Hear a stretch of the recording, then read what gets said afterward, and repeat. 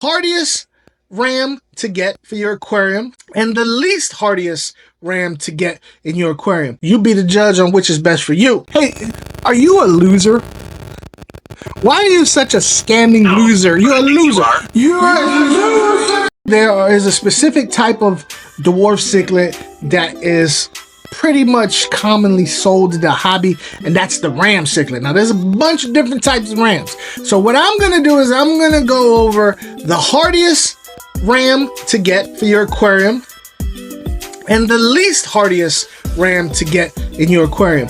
All the other Rams that I'm giving you in between there fall in the middle. You be the judge on which is best for you. I used to hate Bolivian Rams. Couldn't stand them. They looked ugly. They were just terrible fish in my opinion. Terrible looking fish in my opinion. Until I literally saw what a well-bred from well-stocked breeders looks like. Incredible colors. I used to talk so much crap about it. I actually want to keep some now. That'd be at a later date, but they look great. They're very strong. They don't die as often as the other Rams that I'm going to talk about. Especially don't die as much as the worst Ram I'm going to talk about. Bolivian Ram at Petco and PetSmart honestly looks like butt. I don't know what they would look like because I've never given them a shot, but I do have a friend of mine, Fishy Biz, who has gotten Bolivian Rams from Petco and PetSmart, and when he brought them home, he took better care of them than they did at the pet store. So they did produce color. They do produce color, but they don't produce as magnificent as colors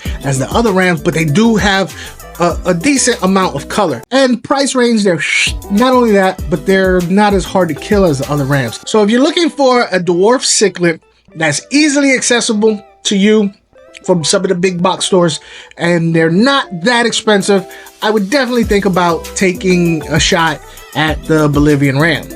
They might look ugly when you first get them, but with proper care, I do know what a good looking Bolivian Ram looks like, and it'd be worth it. It'd be worth it. Now you got the German Blues, the German Blue Ram, which is my particular favorite Ram, German Blue Longfin. That's a good one. That's a good one, but I think with these other Ram species, aside from the Bolivian Rams, you need to have more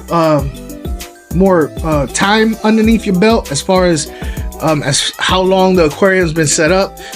Any of these other Rams I'm talking about, I wouldn't suggest putting them in an aquarium where the water isn't at least, the tank isn't at least 6 months old and has plenty of plants. They seem to be very finicky, some more than others, but the German Blue Ram Longfin, beautiful tank. German Blue Ram, beautiful tank, beautiful fish. Just occurred to me, one of the Rams I did not add to this list is the Black Ram. This is why I didn't add the Black Ram. I've never kept the damn thing. For multiple reasons. First reason is they're pricey. Second reason is their blackness isn't really uniform. Some you get are faded black, some are super black. You never really know what you're gonna get till after you've forked out the dough. Here's what I do know. Like, you know, I've never kept it, so I don't want to talk about something I've never kept before. But I do know this. The Black Ram, or the Dark Knight, or whatever the heck people are calling it, it's basically the same as a German Blue Ram. They've just over time selectively bred it to be darker and darker and darker and darker. Pretty much the criteria or the ease of keeping the Black Ram or the Dark Knight, I think it's funny, Dark Knight, is the same as keeping the German Blue Ram, I would assume. German Blue Ram by itself, beautiful fish. I'm not a fan of balloon Rams where their stunted growth makes them. Then you have the Gold Ram and the Longfin Gold Ram and also the Balloon Gold Ram. Those two I would put in the medium range. The worst Ram you can get, or the most finickiest Ram you can get, the one that you might have the most issue keeping alive, would be the Electric Blue Ram. They seem to not be as hardy as all the other Rams I've talked about. The Electric Blue Ram in particular seems to be the one that has a way more fluctuating price range. I've seen them from anywhere from $10 to $30, the exact same size. So it depends on where you get them from. We are reaching back out to you with an important update regarding your backup. New economic recovery program known as Please Press 1 to receive free information and enrollment options. To be transferred to a live agent, please press 1. To be removed from our call. Why are you such a scamming loser? You're a loser. You're a loser, and you need to, if you ever find your father, he's gonna be so disappointed in you. Your daddy is gonna not like the man you grew up to be. I love scam callers. These people make my life worth it. The electric blue RAM ranges in price.